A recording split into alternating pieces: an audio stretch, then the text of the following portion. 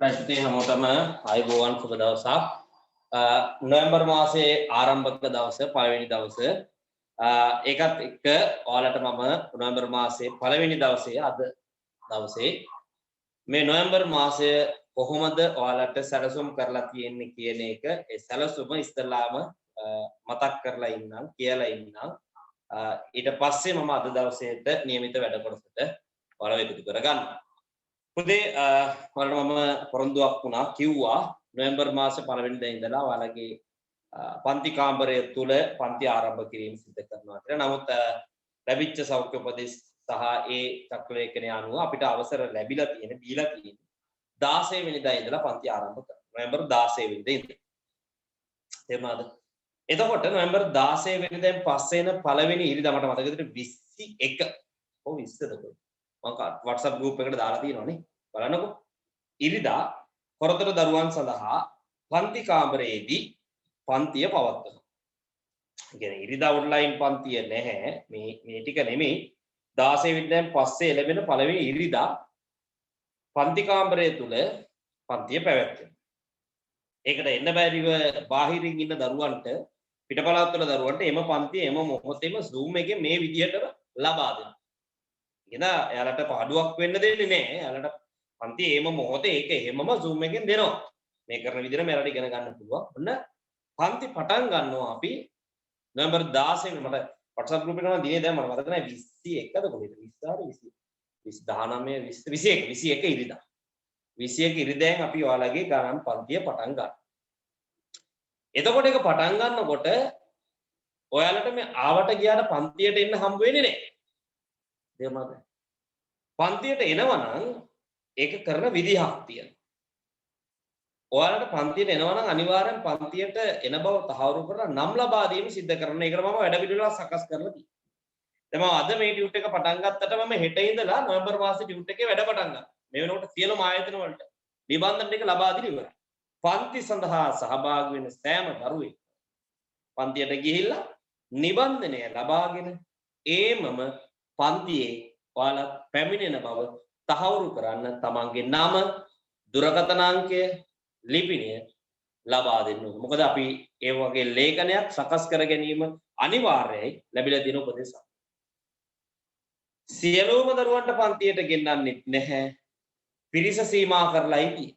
ළමයි 30ක කණ්ඩායමක් තමයි පන්ති කාමරයේ පන්ති ඉගෙනී ගැනීම සඳහා ගෙන්වීමට අපි අපේ තියෙන ඉඩ ප්‍රස්තාව අනුව හැකියාව තියෙනවා. මේකින්ද මුලින්ම නම් ලබා දෙන ළමයි 30 දෙනාට පමණක් අවස්ථාව තියෙනවා පන්තියේදී පන්ති කාමරයට ඇවිල්ලා ඉගෙන ගැනීම සිද්ධ වෙනවා.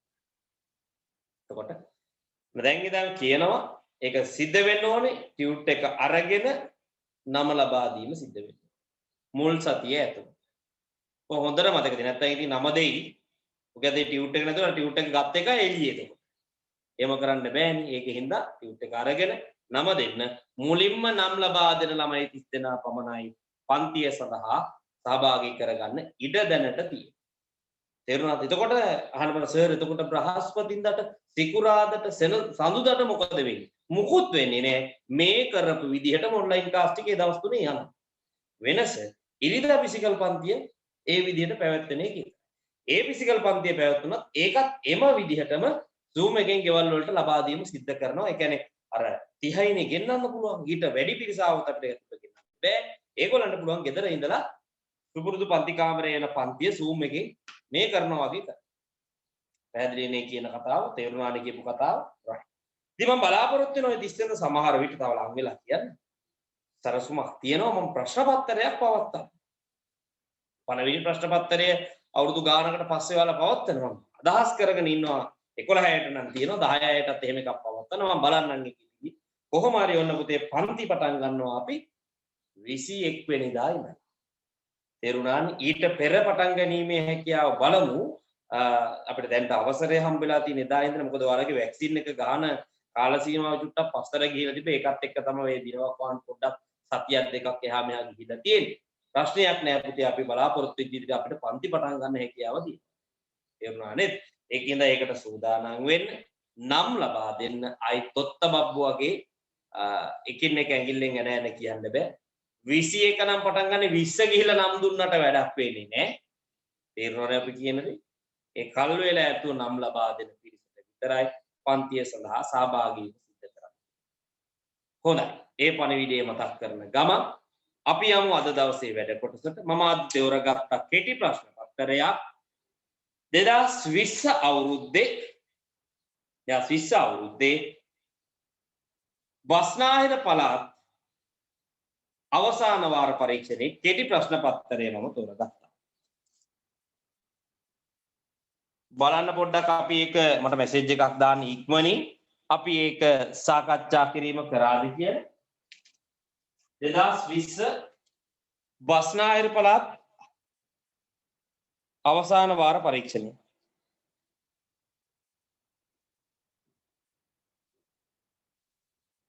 ටක් ගාලා මට දාන්න මැසේජ් එකක් ඒක කරලාද නැද්ද කියන එක.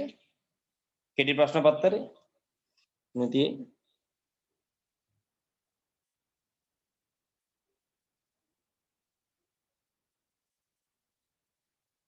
කරලාද නැද්ද දාපල්ලා ඉක්මනට.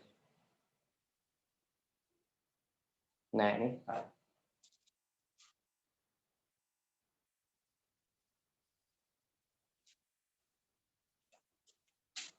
හොඳයි. අදින් මේ ඩියුට් එක ඉවරයි ඈ. හෙට ඉඳන් අලුත් ඩියුට් එකේ වැඩ පටන් ගන්නවා ඈ. ඩියුට් එක ආයෙත් ලබා දෙන්න දෙන්නේ කිල්ල ඩියුට් එක අරගෙන නම් දීලා ඒ වුණ වෙන්න ඕන වැඩ ටික පිළිවෙලට කරගන්න ඈ. කියලායි කියන්නේ. මිනිසුන් 4 දිනකට දින 6කට ප්‍රමාණවත් වන ආහාර. මිනිසුන් 12 දිනකට දින කීයකට ප්‍රමාණවත්ද? ඔය පළවෙනි ප්‍රශ්නේ. මිනිස්සු 4 දිනකට දින 6කට ප්‍රමාණවත් වන ආහාර. 4 වරක් 6 24යි. ඒ කියන්නේ උතන කියලා තියෙන මුළු ආහාර ගන්න 24යි. ඔන්න ඔය මුළු ආහාර ටික මිනිස්සු දින 12 දිනකට. මිනිස්සු 12 දිනකට කී දවසකට ප්‍රමාණවත්ද කියලා යන්න. එහෙනම් මේ මුළු ආහාර ටික පුතේ බෙදනවා මිනිස්සු ගන්න 12යි. උත්තරේ එතකොට එනවා දින 2යි කියන. දින 2කට තමයි ප්‍රමාණවත්. දින 2කට තමයි ප්‍රමාණවත්. දෙවෙනි ප්‍රශ්නය. සංඛ්‍යා දෙකක කුඩා පුදු ගුණාකාරය 12යි x වර්ගය y වේ. ඉන් x සංඛ්‍යාවක් 4යි x වර්ගය නම් අනෙක් සංඛ්‍යාව විය හැකි සංඛ්‍යාව තෝරා යටින් ඉලක්ක. 4 12 වෙන්න නම් අනිවාර්යයෙන්ම 3 ඉන්න ඕනේ. y එකකුත් ඉන්න ඕනේ. 3ක් ඉන්නවා y ඉන්නවා. හැබැයි 6 ආවත් අවුලක් නැහැ. 6යි x වර්ගය y වෙන්න පුළුවන්. 8 වෙන්න බෑ. 12යි y වර්ගය වෙන්නත් බෑ. මොකද අවසාන උත්තරේ y වර්ගයක් නැහැනේ y නේ ඉන්නේ. එහෙනම් මේකට ගැලපෙන එකම උත්තරේ පළවෙනි උත්තරේ. 6යි x වර්ගේ y වෙන්න පුළුවන්. මේක විය හැක. මේක විය හැක. මෙතන යටින් ඉරක් ගහගන්න මම ඉක්මනින් යනවා. ප්‍රශ්නාංක 3 a ඡේදන b අඳුරු කරන්න. ලේසි නීති වැඩි වෙලාවල් ඒකේ ගත කරන්න අවශ්‍ය නැහැ. මෙන්න තියෙනවා. මේ මැද්ද ටික a ඡේදන b. ප්‍රශ්නාංක 4 එක බෙදීම 2y එකතු කිරීම එක බෙදීම 3y. right සුළු කරන්න හරයන් දෙක අසමානයි සමාන කරගන්න මම මෙයා උඩ යටයි දෙකම 3න් වැඩි කරනවා මෙයා උඩ යටයි දෙකම 2කින් වැඩි කරනවා 3 වරක් 2 6යි 3 වරක් 1 3යි ධන 3 වරක් 2 6යි y 1 වරක් 2 2යි දැන් දෙන්නගේම හරයන් දෙක සමානයි නේ එම හරයෙම දැම්මා 3යි 2 එකතු කරාම 5යි ඔන්න දින උත්තරේ එනවනේ ඊළඟ මෙම රූපේ a ධන b සමාන 160ක් නම් b හි අගය කීයද කියලා අහනවා. මම රූපය අඳින්නම්. පස්වෙනි ගාන. මේක a මේක b මේක 60යි. a ධන b 160යි නම් b කීයද කියලා නහන්නේ මෙයානේ අහන්නේ කීයද කියලා. ප්‍රබාන කරන විදිහ. පුතේ මේක 60 නම් මේකේ අගය දන්න ඔයාලා. ඒගේ අගේ 180ෙන් 60ක් අඩු කරන්න. එතකොට ඒගේ අගේ එන අංශක 120යි කියන්නේ. ඒගේ අගේ මේ තියෙන මෙන්න මේක අංශක 120යි. හරිද? දැන් අපිට කියනවා a ධන b කීයයි කියලා. a ධන b 160යි. දැන් මේ වෙනකොට ඔයාලා A ගිය දන්නවා 120යි A තියෙන තැන දාන්න 120. එකතු කිරීම B සමාන 160යි. පුතේ නම් B ගිය ගන්න 160න් 120ක් අඩු කරන්න. B ගිය නෝ මට අංශක 40යි කියනවා. B ගිය අංශක 40යි. අතන්දරේ පැහැදිලිද? මේක 60 නම් මෙතන 120යි. සරල රේඛාවක් මත පිහිටි බද්ධ කෝණවල එකතුව අංශක 180යි. නෑ මෙතන 60 නම් ලොයෙත් මෙතන 120යි. A 120 වෙච්චකම අපිට ගාන කියනවා A ධන B 160යි ලුනේ. නම් A ගියගේ 120 නම් B ගියගේ වෙන්නේ 160න් 120ක් අඩු කරන්න උත්තරේ අංශක 40යි කියලා වැටෙනවා. 6 වෙනි ගාන 32 සමානයි 2 30 පුතේ පස්වෙනි බලය 32 කියන්නේ 2 පස්වෙනි බලය. ඒතර මේක ලඝු ගණකයක් බවට පත් කරලා තියෙනවා යාලා. ලඝු 2 පාදේ 32 ලඝු ගණකයේ සමානයි උත්තරේ 5. 2 පාදේ 32 ලඝු ගණකයේ සමාන උත්තරේ 5. ප්‍රශ්න අංක 7. එක්තරා සංඛ්‍යාවක වර්ගමූලයේ පළමු සන්නිකර්ෂණය 5.4 නම් එම සංඛ්‍යාව කවර පූර්ණ සංඛ්‍යා දෙක අතර පිහිටයි. කියන්නේ කිසියම් සංඛ්‍යාවක් තියෙනවලු එයාගේ වර්ගමූලයට උත්තරේ එන්නේ 5.4යි. එතන මේ සංඛ්‍යාව කුමන වර්ග සංඛ්‍යා දෙක අතරද පිහිටන්නේ? 5.4 කිව්වහම 25 වර්ගමූලය ඔයාලා දන්නවා 5යි. 36 වර්ගමූලය ඔයාලා දන්නවා 6යි. එහෙනම් අනිවාර්යෙන්ම 5.4 තියෙන්නේ 5 සහ 6 අතරනේ. එහෙනම් මේ අදාළ සංඛ්‍යාව මෙතනට එන්න ඕන සංඛ්‍යාව පිහිටන්නේ අනිවාර්යෙන්ම 25 කියන වර්ග සංඛ්‍යාවයි 36 කියන වර්ග සංඛ්‍යාවයි අතර. එහෙනම් උත්තරේ පැහැදිලි 25ත් 36ත් අතර අගයක් තමයි ඔය අගය බවට පත්. 25ත් 36ත් අතර අගය. ප්‍රශ්න අංක 8. 8 වෙනි ගාන. එක බෙදීම A ඍණ 1 සමානයි 2යි. දැන් අපි මේක සුළු කරමු. එක බෙදීම A මේ අඩු කිරීම එක අයින් කරන්න මේ පැත්තට එකක් එකතු. එහෙනම් එහා පැත්තට ඒ දෙයම කරන්න එහා පැත්තට එකක් එකතු. අඩු කිරීම එකට එකතු කිරීම එක කැපෙනවා. දැන් එනවා පුතේ එක බෙදීම A සමානයි 2යි 1යි 3. දැන් මොකද කරන්නේ? පරස්පර දාමු. මේ A මේ පැත්තට 3 මෙහෙට ගියමු. නැත්තම් එළිම මෙහෙම කරන්නකො. දෙපැත්තම ඒකින් වැඩි කරමු. ඒට A කැපෙනවා. දැන් එනවා 1 සමානයි 3 ඒකින් වැඩි කරාම 3යි. පුතේ ඒව තනි කරන්න මේ 3 මෙතනින් අයින් කරන්න එපා. මම මේ පැත්ත බෙදනවා 3න්. එහෙනම් එහා පැත්තත් බෙදනවා 3. 3ට 3 කැපෙනවා. දැන් එනවා A සමානයි 1 බෙදීම 3. ඒ කියන්නේ 3න් 1යි. ඒකගේ මට එනවා 3න් 1යි. ප්‍රශ්න අංක 9. 9 වෙනි ප්‍රශ්න බලමු. සමාන්තරයි මෙතන අංශක 60යි මෙයා x මෙයා 50යි අපෙන් අහන්නේ x කීයද කියලා. ඔන්න බලන්න පුතේ හදන විදිය. මෙයා මේ බලන්න මේ ත්‍රිකෝණය ගන්න. මෙන්න මේ ත්‍රිකෝණය සලකන්න. ත්‍රිකෝණයක අභ්‍යන්තර කෝණ තුනක් මේ 60යි මේ 50යි මේ අභ්‍යන්තර කෝණයගේ කීයද? මේ ලොකු ත්‍රිකෝණය සලකුවාම මෙයා ත්‍රිකෝණයේ අභ්‍යන්තර කෝණයත් මෙයාත් අභ්‍යන්තර කෝණයත් මෙයාත් අභ්‍යන්තර කෝණයත්. අපි දන්නවා ත්‍රිකෝණයක අභ්‍යන්තර කෝණ තුන එකතු 180ක් වෙන්න එපයි. මේක 60යි මේක 50යි 60යි 50යි 110යි. එහෙනම් අනිවාර්යයෙන්ම මෙතන කෝණයේ අංශක කීයක් වෙනවද? 70ක්. මෙන්න මේකගේ කීයද අංශක 70යි. ඒක 70 වෙච්ච ගමන් x යගයක් පුතේ y නැතුමට කීයද හැකි අංශක 70යි. ඒ කොහොමද සර්? ඒ වෙන්නේ. ඇයි පුතේ? මේ පේනවද මේ රේඛා දෙක සමාන්තරයි. රේඛා දෙක සමාන්තර නම් පැහැදිලිද මෙතන F අකුරක් තියෙනවා පේනවද? මේ තියෙන්නේ F අකුර හැඩේ කෝණ සමානයි. F අකුර හැඩේ කෝණ සමානයි. ඒකෙන්ද පුතේ මෙතන 70 නම් x යගයක් පුතේ 70. පහක්. තේරුම් ගත හැකියි. 10 වෙනි ගාන. මල්ලක එක සමාන රතු පාට හා කොළ පාට වීදුරු බෝල සමාන ගණනක් ඇත. මල්ලේ ඇති මුළු වීදුරු ගණන 9 බෝල ගණන 9කි. මල්ලෙන් ඉවතර ගන්නා බෝලයක් රතු පාට එකක් වීමේ සම්භාවිත මොකක්ද?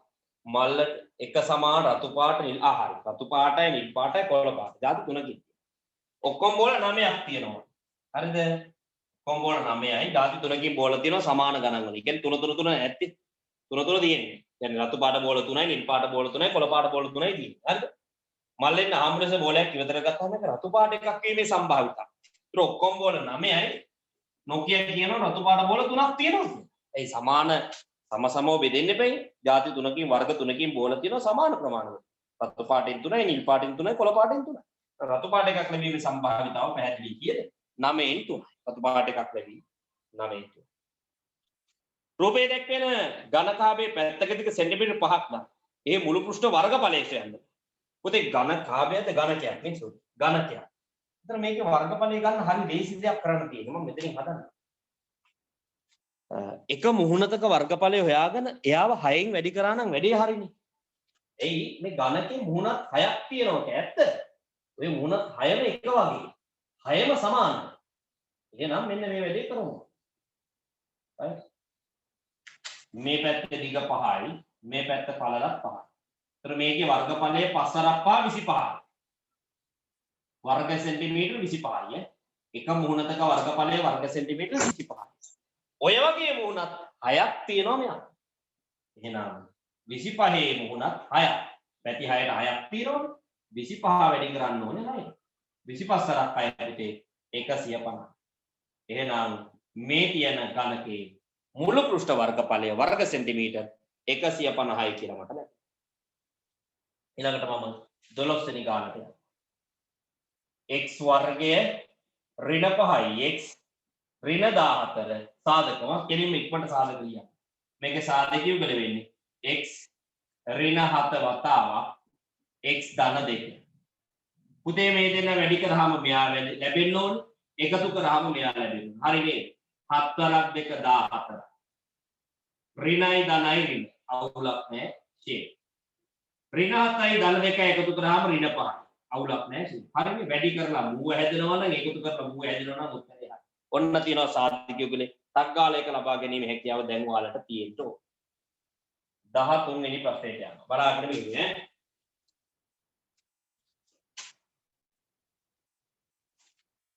ප්‍රශ්න අංක 13. වෘත්තයක කෝණ පාඩමේ මම හිතන්නේ අපි මේ ළඟදී අවසන් කරපු පාඩමක් ඈ. මේ කෝණ දන්නේ අපි බලමුකෝ.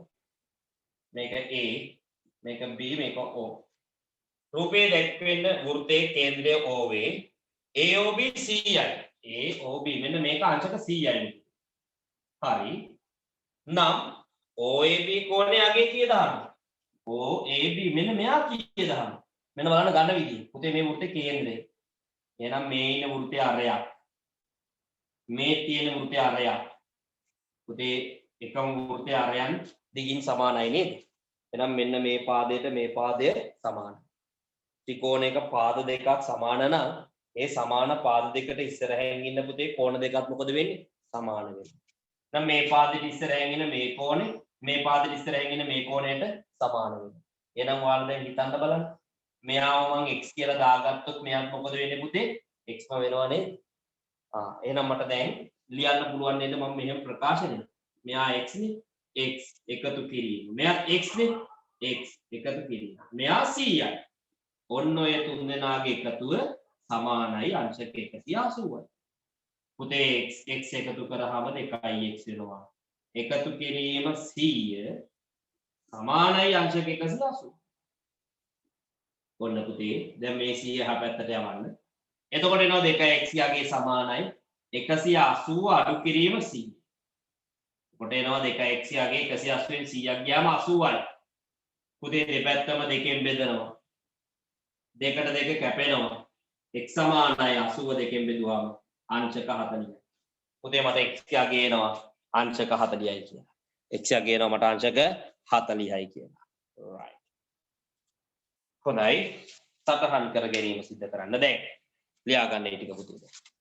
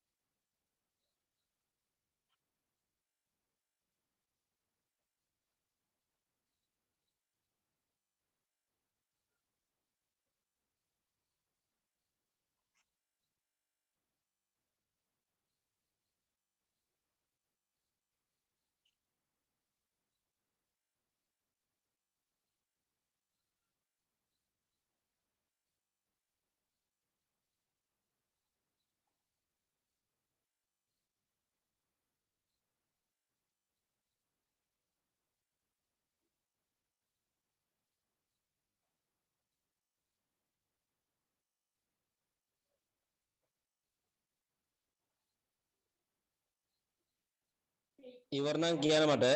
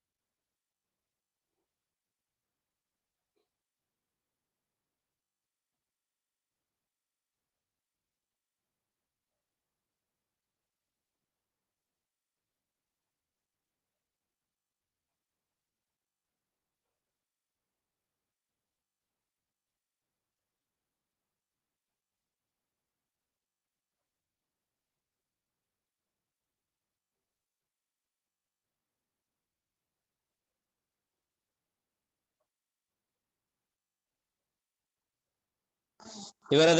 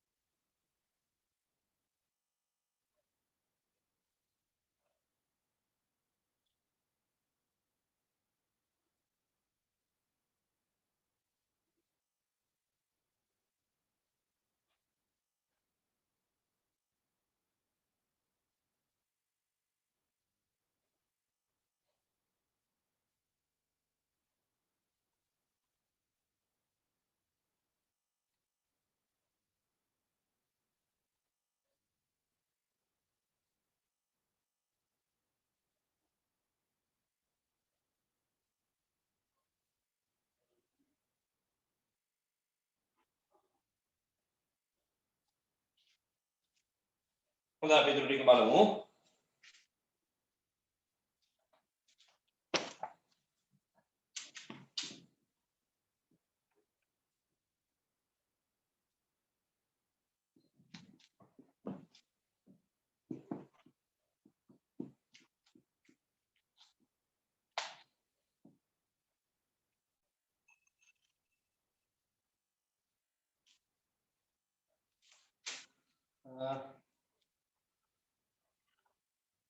14 වෙනි ගැටලුව පුතේ.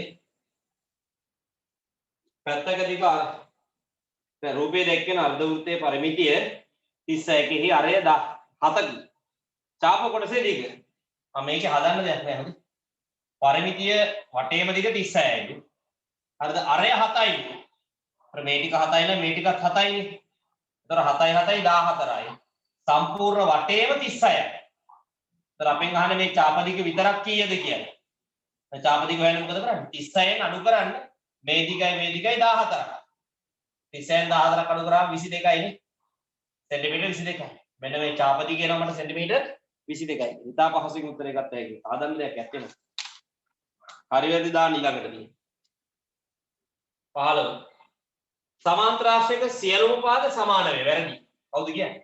සමාන්තරාශ්‍රයක සියලුම පාද සමානද? නෑ. සම්මුඛ පාද විතරයි සමාන. රොම්බස් එකේ විකර්ණය කියන එක ලම්බ සමච්ඡේදක වේ. හරි ඒක. රොම්බස් එකේ විකර්ණ ලම්බ සමච්ඡේදක වෙනවා. ඒක හරි. 16 වෙනි ප්‍රශ්න. ප්‍රශ්නාංක 16. සිසුන් තිදෙනෙකුගේ ස්කන්ධ පිළිවෙලින් 42යි 45යි 39යි. ඔවුන් තිදෙනාගේ මධ්‍යම ස්කන්ධය සොයන්න. මොකද කරන්න ඕන? 42යි 45යි 39යි එකතු කරලා 3ෙන් බෙදන්න. මධ්‍යම වෙන්නේ නේද? 42යි මේක එකතු කරමුකෝ 2යි 5යි 7යි 7යි 9යි මෙයට දාන්න. 7යි 9යි 16යි 6 දාලා එකක් හිතුවා. 4 4 8යි. 12යි බෙදන්න 3ෙන්. මේ තුන් දෙනාගේ එකතු 126 3ෙන් බෙදුවාම එනවා 42යි කියලා ඔන්න. මධ්‍යම ස්කන්ධේ කිලෝග්‍රෑම් 42යි. මධ්‍යනේ 42යි. 17 වෙනි කාරණා. යතුරුපැදි කරුවෙකුගේ චලිතය දැක්වීම සඳහා අදිලත් දුරකාල ප්‍රස්ථාරයක් රූපස්තරහණේ දැක්වේ. ඔහුගේ මධ්‍යක වේගය ගණනය කරන්න. මධ්‍යක වේගය හොයන්න පිටි ගමන් කරපු මුළු දුර බෙදෙනවා ගත වෙච්ච මුළු කාලය. එහෙනම් මෙතන ගමන් කරලා තියෙන මුළු දුර වලට පේනවා කිලෝමීටර 60ක දුරක්. කිලෝමීටර 60ක දුරක් ගිහිල්ලා ඒක බෙදන්න ගත වෙච්ච මුළු කාලය පැය 3ක් ගත වෙනවා. 63න් බෙදන්න උත්තරය එනවා 20යි kmh ඍණ 1 කියලා. එහෙනම් මධ්‍යක වේගය පැයට කිලෝමීටර 20යි. පැයට කිලෝමීටර 20යි. 18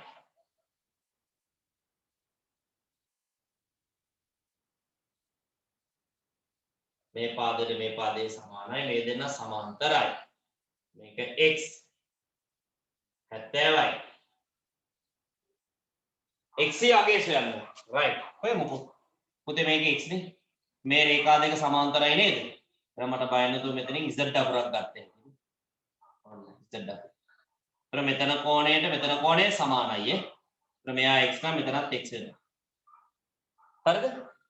ඊළඟ කතන්දරේ බලාගෙන ඉන්න. ඔයාලට පේනවා මේ රූපේ පාද දෙකක් සමාන බව දීලා තියෙනවා.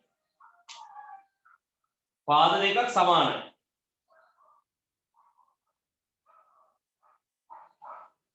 right? පාද දෙකක් සමාන නම් ඒ සමාන පාද දෙකට ඉස්සරහින් ඉන්න කෝණ දෙකක් සමාන වෙන්න එපා. මේ පාදයට මේ පාදයේ සමාන නම් පාද දෙකක් සමාන නම් ඒ සමාන පාද දෙකට ඉස්සරහින් ඉන්න කෝණ දෙක සමාන. ඒතර මෙයාට ඉස්සරහින් ඉන්න මේ කෝණය මෙයාට ඉස්සරහින් ඉන්න මේ කෝණයට සමාන. ඒතර මෙයා 70 මෙයාට 70. පුතේ x යාගේ අංශක 70යි. ඊටා පහසුවෙන් උත්තරේ ගන්න. සමානාංශකය. ඊළඟට ප්‍රශ්නාංක 19. රූපයේ දැක්වෙන වෘත්තයේ කේන්ද්‍රය ඕවේ මෙන්න රූපය මේ කේන්ද්‍රය ඕලු පුතේ බලන් ඉන්න මෙතන x මෙයා 50යි මෙන්න මෙයා y අපෙන් අහනවා x යගේ y යගේ කීයද කියලා මේ බලන්නකො මේ කේන්ද්‍රයනේ එහෙනම් මේ පාදයේ සමානයි ඇයි මේ අරයන් දෙකක් නේ මේ තෘත්‍ය අරය මේ තෘත්‍ය අරය අරයන් විශාලත්වයෙන් සමානයි නම් මේ පාදයේ සමානයි පාද දෙක සමානයි නම් එම පාද දෙකට ඉස්සරහින් ඉන්න කෝණ දෙකත් සමානයි පුතේ එහෙනම් මෙන්න මෙතන කෝණය මෙන්න මෙතන කෝණයට සමානයි පුතේ මෙයා අංශක 50යි නම් එහෙනම් මෙයාත් අංශක 50 දැන් බෙයිද x පුළුවන් 50යි 100යි එහෙනම් අනිවාර්යෙන් x කියාගේ වෙන්නේ කොහොමද 180න් පුතේ අඩු කරන්න මුන් දෙන්නගේ එකතුව 100ක්. 180 100ක් අඩු කරාම අංශක 80යි කියලා උත්තරේ. එහෙනම් x 80යි. x 80 නම් y කියන්නේ ඒකගෙන් භාගය. ඒ කියන්නේ අංශක 40යි. ඇයි එකම චාප ඛණ්ඩය මගින් මේ තියෙන අපි ගිය සතියේ ඉගෙන ගත්ත ප්‍රමේය එකම චාප ඛණ්ඩය මගින් කේන්ද්‍රයේ හැදෙන කෝණය එම චාප ඛණ්ඩය මගින්ම පරිධියේ හැදෙන කෝණය වගේ දෙගුණයක්. මෙන්න මෙයා වගේ දෙගුණයක්. මෙතන ඉන්න එකා වගේ දෙගුණයක් තමයි මෙතනට එන්න ඕනේ. ඒතර මෙතන ඉන්න එකා පුතේ කීය වුණත් මෙතනට එන්න ඕනේ 80යි කියලා. මු 80 නම් ඒකගේ භාගෙ මෙතන ඉන්න එපා. එහෙනම් y කියන අංශක 40. ඔන්න x යගේ y යගේ ඔයාලා. ප්‍රශ්න අංක 20. සරල රේඛාවක් තියෙනවා. මෙන්න මෙහෙම කැපිලා. මෙයා 4යි. මෙයා 2යි. අනුක්‍රමණය හොයන්න තියෙන්නේ. ඔන්න බලන්න අනුක්‍රමණය හොයන්නේ. අනුක්‍රමණය හොයන්න ලක්ෂ දෙකක කණ්ඩායමක දෙන්න ඕනේ. මේ දෙන්නගේ කණ්ඩායම නෙමෙයි දීලා තියෙන්නේ නිකන් කැපෙන තැන් දෙක විතරයි දීලා තියෙන්නේ. කණ්ඩායම ලියා ගන්න. මේ ලක්ෂයට දාලා කණ්ඩායම කොහොමද ලියන්නේ? ලක්ෂයක කණ්ඩායම ලියනකොට මුලින්ම ලියන්නේ x කණ්ඩායමකේ. දෙවෙනියට ලියන්නේ y කණ්ඩායමකේ. මෙතනට දාලා x කණ්ඩායමකේ 2යි y කණ්ඩායමකේ පේනවනේ බිඳුවයි. මෙන්න මේ ලක්ෂයට දාලා x කණ්ඩායමකේ බිඳුවයි y කණ්ඩායමකේ තමයි ලියලා තියෙන 4. හරි. ලක්ෂ දෙකේ කණ්ඩායම දානවා. දැන් අනුක්‍රමණය ලියන්න ඕනේ. කොහොමද ලක්ෂ දෙකක කණ්ඩායම දීලා තියෙන්නේ අනුක්‍රමණය හොයන්නේ?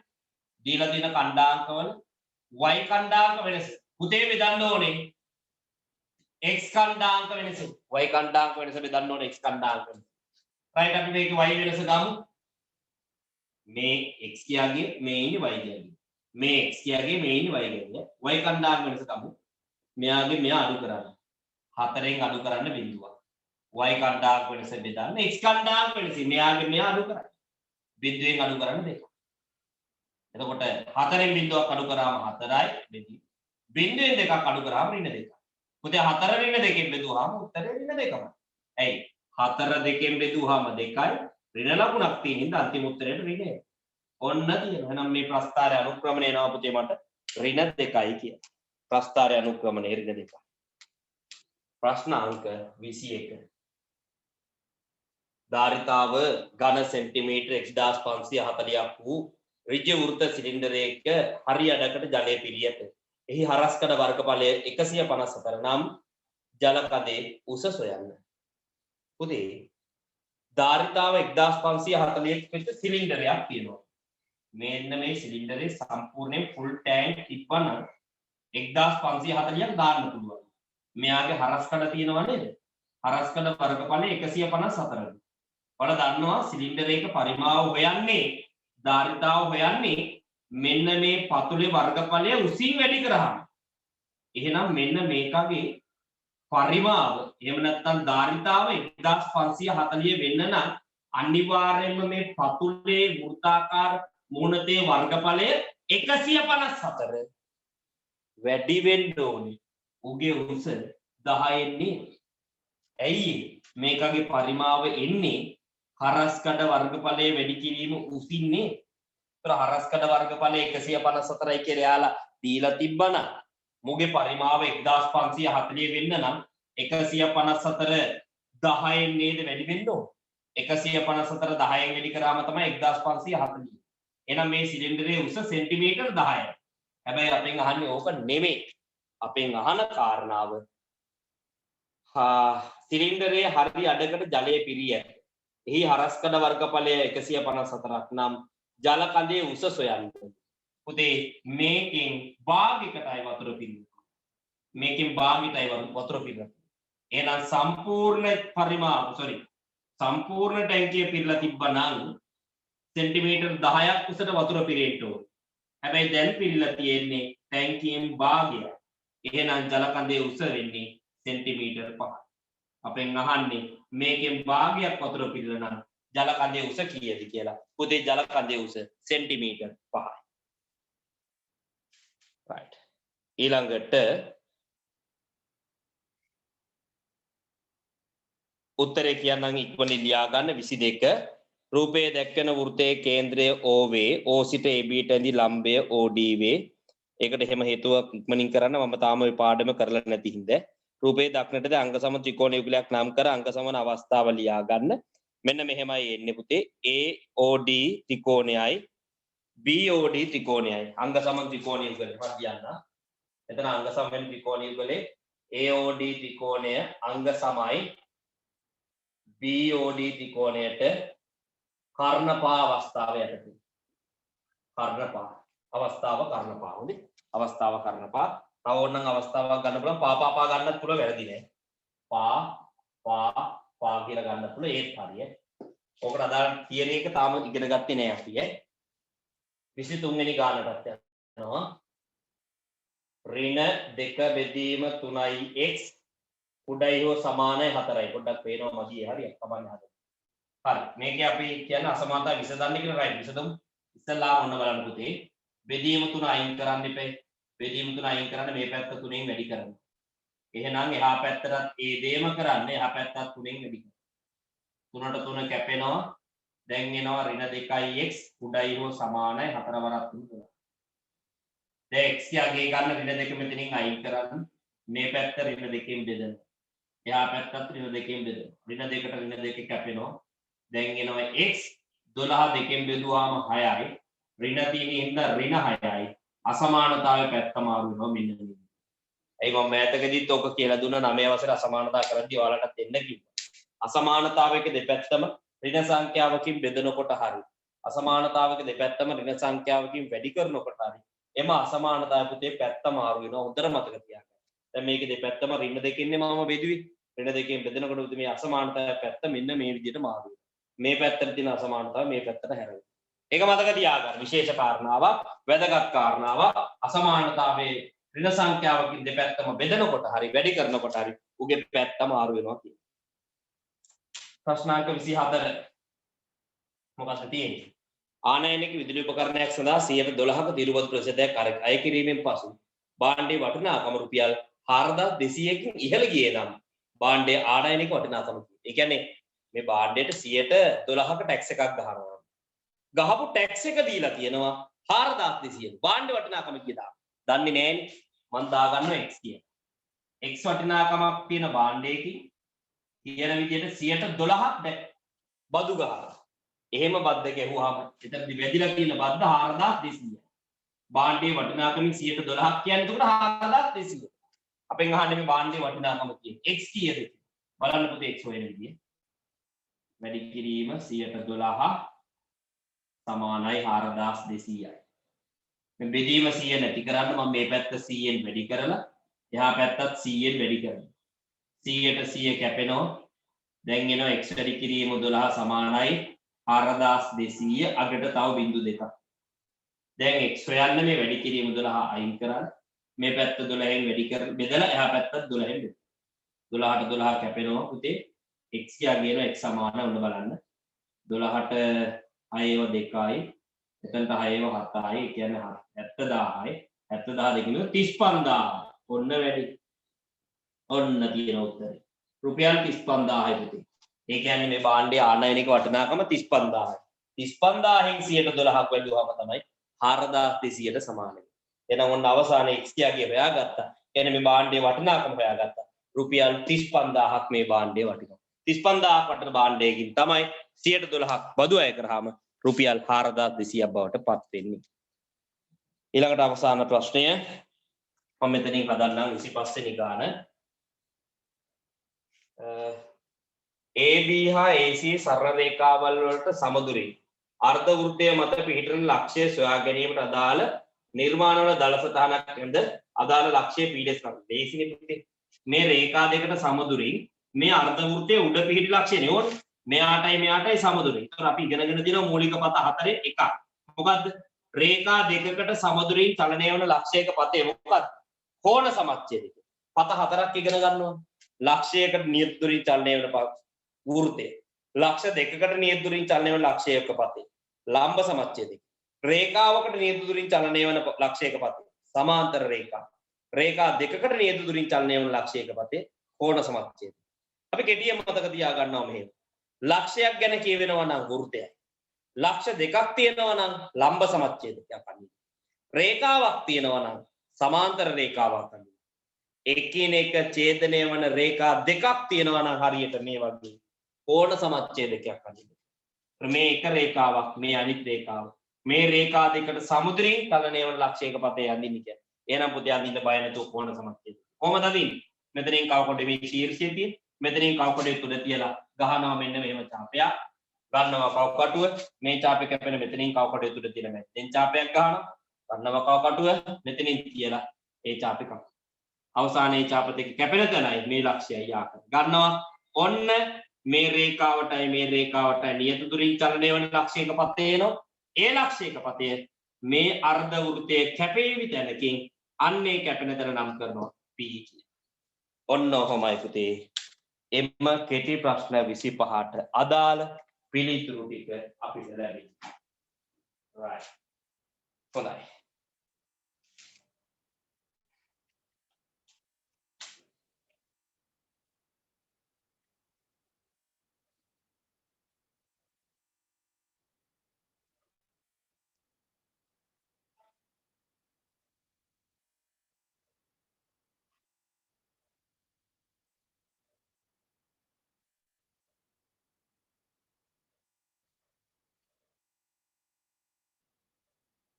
right. මම මේකට අදාළ ෆොටෝ එක උත්තර ටික ගෲප් එකට දැන් දැම්මා. ඔයාලා ඒක බලාගෙන සම්පූර්ණ කරගන්න පුතේ. ඉතින් මම මෙතනින් අදට ගණන් පන්තිය අවසන් කරනවා. අමතක කරන්න එපා. ලබන බ්‍රහස්පතින්දා අපි මුණ ගැහෙන්න අලුත් ගණිතයේ ටියුට් එකත් එක්ක අර ටියුට් එක දැන් අද ඉවරයි. අලුත් නිබන්ධනය හැම කෙනෙක්ගේ මතේ තියෙන්න ඕන ලබන බ්‍රහස්පතින්දා වෙනකොට ආයතන වලට නිබන්ධන ලබා දෙන්න. ගිහිල්ලා ටියුට් එක ගන්න මතක ඇතුව නම දෙන්න. ආයතනයේ භෞතික පන්ති ආරම්භ කිරීම සඳහා නම අදාළ විස්තර ටික ලබා දෙන්න. ටියුට් එක අරගන්න. ලබන බ්‍රහස්පතින්දා වෙනකොට අපි ටියුට් එකේ වැඩ ටික පටන් ගන්නවා. එහෙනම් හැමෝටම ආයුබෝවන් උසරණයි. වැඩ ටික හරියට කරගෙන අපි පිළිවෙලට ඉස්සරහට යමු මේ විදිහට.